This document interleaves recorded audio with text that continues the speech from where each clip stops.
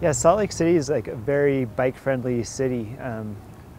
It's mostly flat, and so you can get around most of the city pretty quick and easy without much effort, without breaking a sweat. And we have wide downtown streets with plenty of space to bike on, and then we have a lot of really quiet residential streets with low traffic volumes, low traffic speeds, nice and shady, so you can get out and cruise around the neighborhoods pretty easily too. So right now you see a lot of people out just biking on every street, people of all types, going to the store, going to work, going to school, out with the kids, out with grandma. So, and just by its nature, Salt Lake is a very bike-friendly city. Everything I need is within 3 miles or less, and that's a perfect distance to bike. It's faster than walking. I get a pretty good range, and it's also cheaper than driving, and plus I get outside, I get to see my neighbors.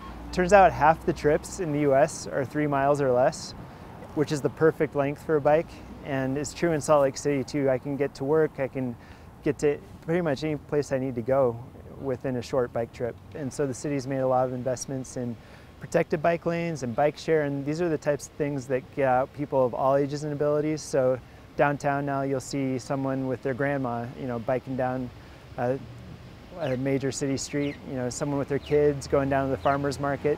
You'll see people of all ages and abilities at the farmer's market, at the Twilight Concert Series. And in the past couple of years, we've seen an 80% increase in people riding bikes down to these events on summer weekends. One major resource is the Salt Lake City and County Bike Map.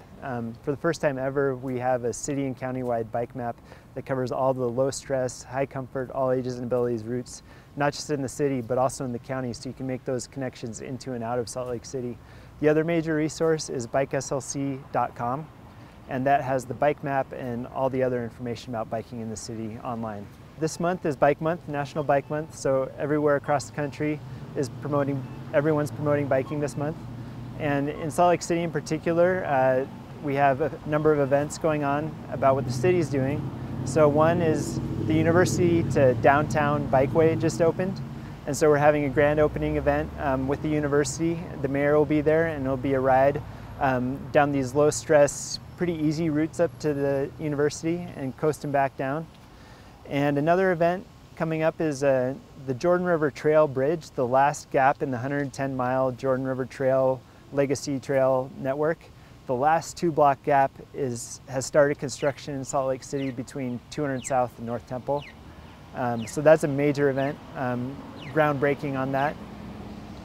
And then another event coming up is Mayor's Bike to Work Day. That's the third Tuesday in May.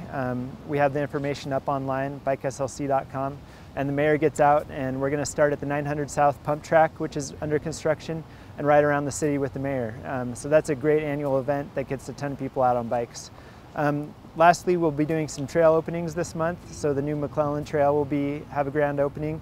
And then, there are also a number of other city events going on that are not run by the city. There's Bike the Branches, which is a fun bike ride around town to the different library branches. There's Bike Prom coming up, which is hosted by the Bicycle Collective. It's a fundraiser and it's a blast. Dress up and go ride bikes around the city and then go to a prom afterwards. So there are a number of great events around the city, and you can find that information at bikeslc.com.